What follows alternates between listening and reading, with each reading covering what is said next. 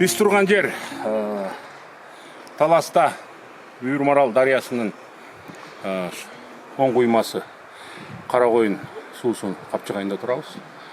Бұл жерде Қарақойын үңкірі, бірнеше үңкір бар, чоң үңкір. Бұл жерде уникалды үңкір десек болады. Анткени ичинде жарғанаттар байырлайды. Но тегеректе түлкі, қойын, қашқұлақ жана кирпи жашайды. Ушул жерде біз қорық қылып, азыр құрчап тозып атабыз. Келечекте қорық болып қалады. Микроқорық Қарақойын үңкірі деп. Бұл жерде туристик объект болады, Құдай қаласа. Анан мақсатыбыздын бири. Қанат иним, ушул жерде болуп аткан иш-чара жөнүндө маалымат берип койчу. Құдай қаласа бұл жерде Қарақойын микроқорығы болуп атат. Қарақойын микроқорығы. Қарақойын микроқорығына біз берде eski біздің ата-бабадан қалған ушул жерде тұрған үңкіріміз бар. Анан ушул жерде үңкірдің içinde жарғанаттарыбыз бар, жан-жануарлардан. Арска тоолордо гүлдөрүбүз бар. Мына зоолордун өзү көркөмү мындай кандай сонун болуп турат. Ушул жерде өсүп аткан жакшы гүлдөр бар, өсүмдүктөр, мандалак, чие жана башка дагы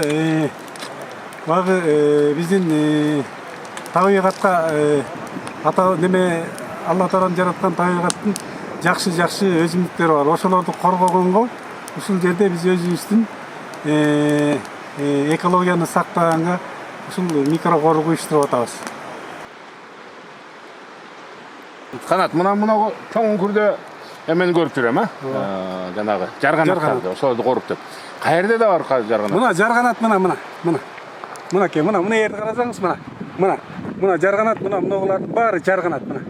Мыналардын баары жарганаттар. Үңкүрлөрдүн баары. Үңкүрлөрдүн полный жарганаттар. Ушул жерде толтура Кудай кааласа жарганаттын мекени бир.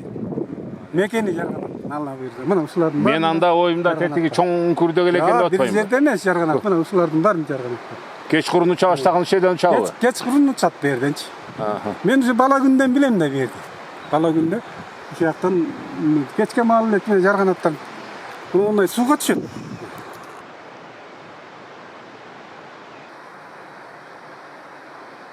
Мына атайын алыс калауканын көк ташынан жылан жийде же Кытай финиги зизифус же унаби обыкновенный деп айтылат да.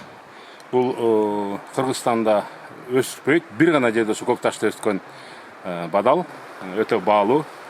Ушуну атайын алып келип, бүгүн ушул жерге, ушул аянтка жакшы ниет менен отургузуп атабыз.